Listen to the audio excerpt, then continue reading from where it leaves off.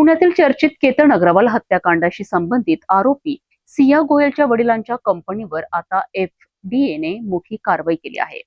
तब्बल 8 लाख रुपयांहून अधिक किमतीचा खाद्यसाठा जप्त करण्यात आला असून या कारवाईमुळे व्यापारी वर्तुळात खळबळ उडाली आहे. पुण्यातील मार्केट यार्ड परिसरातील बीजी गोयल अँड कंपनी येथे अन्न व औषध प्रशासनाने तपासणी केली आहे. यावेळी संत ब्रँड आणि साधू ब्रँड हळद पावडर, तीळ आणि सोयाबीन चक्सनचे नमुने घेण्यात आले. तपासादरम्यान लेबलिंग मधील अनियमितता आणि भेसळीच्या संशयावरून 4172 किलो खाद्यपदार्थाचा साठा जप्त करण्यात आलाय. या मालाची अंदाजे किंमत 8,14,000 रुपयांहून अधिक असल्याचे सांगितले जात आहे. 4 नमुने प्रयोगशाळेत पाठवण्यात आले असून अहवालानंतर पुढील कारवाई केली जाणार आहे.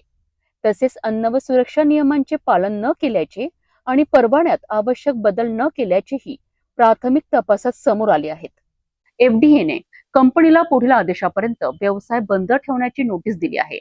प्रयोगशाळेच्या अहवालानंतर या प्रकरणात आणखी मोठी कारवाई होण्याची शक्यता व्यक्त केली जात आहे.